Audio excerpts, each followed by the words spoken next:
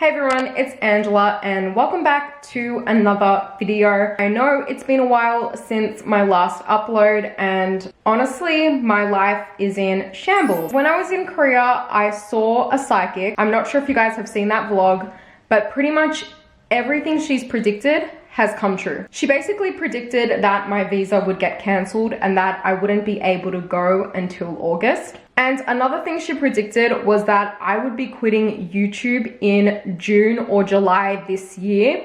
And when I heard that, I was like, hell to the no. So in today's video, I'm gonna be sharing with you guys my updated Korean study routine and all of the tips and tricks that have worked for me so far. It's actually been a really long time since I uploaded one of these videos. I think it's been like 3 or 4 years. And so obviously my routine and my methods and my tips and my tricks, they've all changed a lot over the years. And I really wanted to create this video to hopefully help some of you guys out there who are wanting to learn Korean. I am gonna leave timestamps in the description in case you guys want to skip over certain sections or review certain sections and make notes. I hope you guys enjoy the rest of the video and let's get started.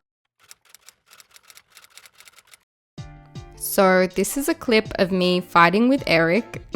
I'm literally texting him to come pick me up now because I was mad that he was staying with his friend for way too long and I was sitting in Starbucks by myself. The first thing I wanted to talk about were Korean study materials. And so I kind of wanted to talk about my 2 favorite study websites.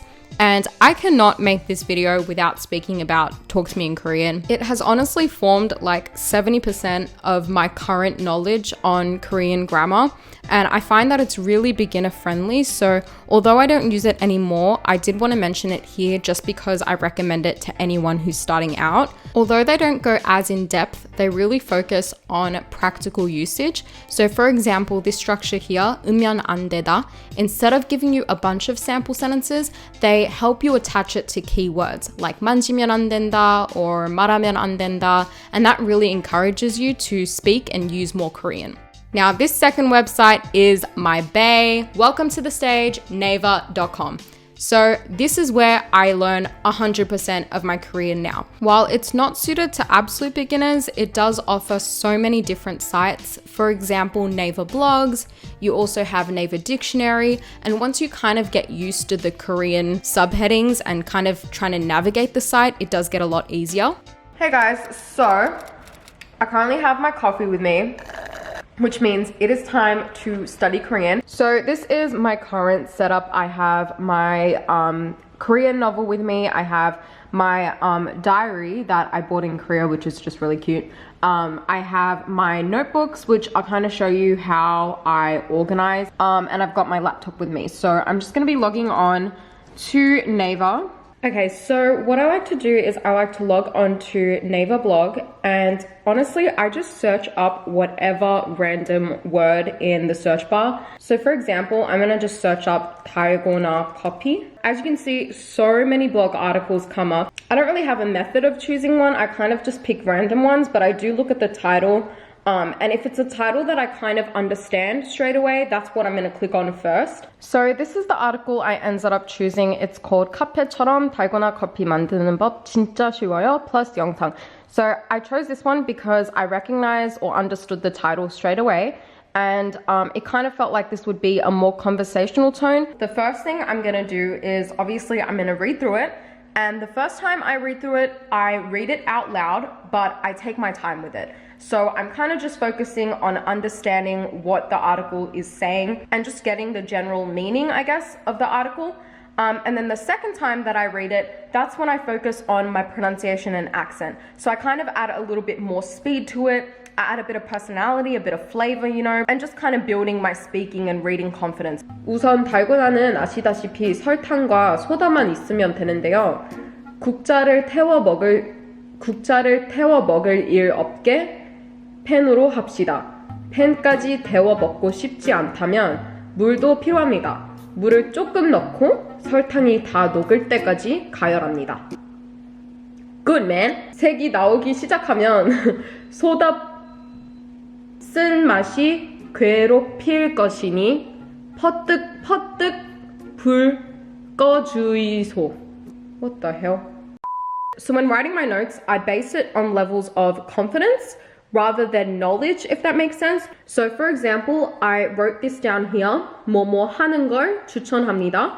And I wrote like a blank space here, because what I'll do afterwards is I'll actually put in my own verb and see if I can make my own sentences out of that structure. So that's pretty much how I like to study Korean on a daily basis. It doesn't look like a lot, and that's because it's only like 10 to 15 minutes long. One thing I did want to mention though is that although I used Naver blogs in this video, I like to rotate my materials every single time I study, so it's not just written materials that I'm using. So for example, here I have a VLive by Newest, and this is just a mukbang that they did. And a lot of natural and useful phrases do come out of the broadcast, which I find really helpful. So I like to do exactly what I did with the blogs, just using VLives or YouTube videos. And another resource I like to use that I didn't mention earlier is my Korean novels. I've shown this in a previous vlog before, and it kind of looks a little bit dusty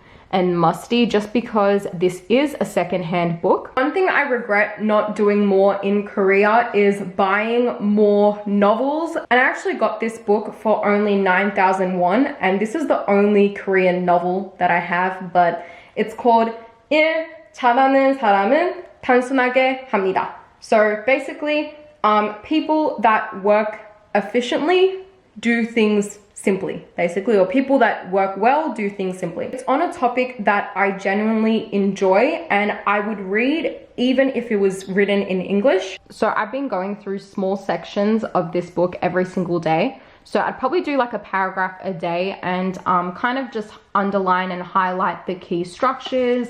And sometimes I'll read it out loud, as I said. And sometimes I use some of these academic words or whatever when I'm speaking with Eric, and he is always shook. You should see his face when he hears me say some of these words. So yeah, I've noticed a big difference already. Now that I'm learning about topics that I actually like, it's not so bad memorizing vocab from it.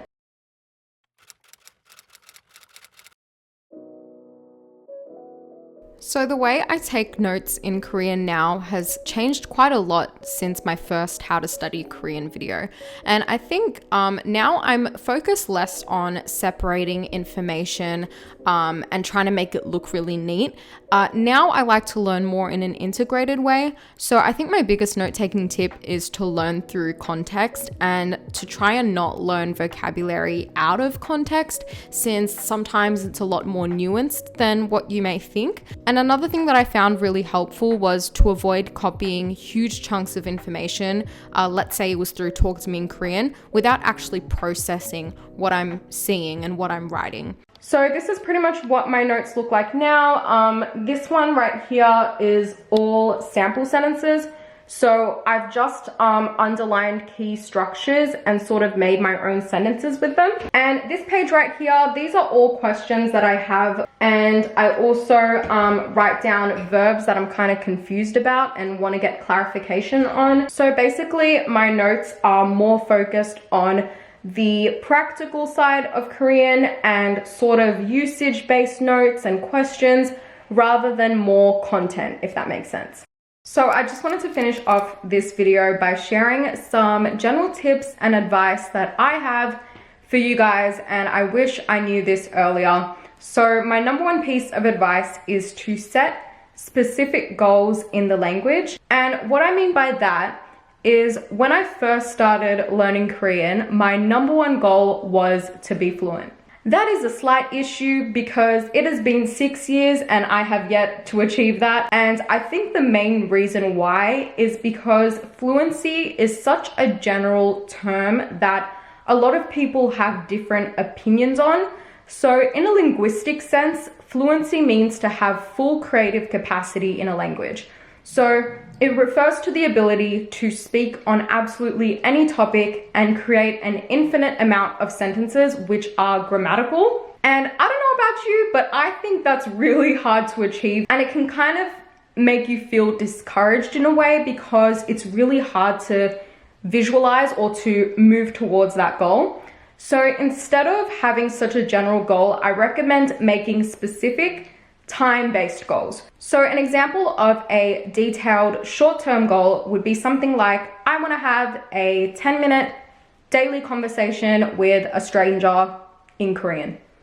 Sounds kind of sketchy, but yeah, you know what I mean. Example of a more long-term goal, which is something that I have for myself, is to be able to speak Korean in front of the camera and to be confident while doing so. And so having goals like that will actually keep you motivated in the long run because you have a clear direction for where you want your Korean language to go. And my second piece of advice is to study in small sections per day, rather than a couple of days where it's intense study and other days where you do nothing at all. So I found I was in this kind of cycle of learning Korean and being super motivated to study each day and do intensive study, and that would last for about like a month, but then I would kind of drop off and never touch Korean for like 6 months. So I found that it's much easier and a lot more sustainable if you only promise to engage with the language in at least one form per day. So I like to try and get at least like 10 to 20 minutes of study a day, but I don't pressure myself at all. I at least just try and engage with Korean each day of the week. And my last piece of advice is to not be afraid of making mistakes.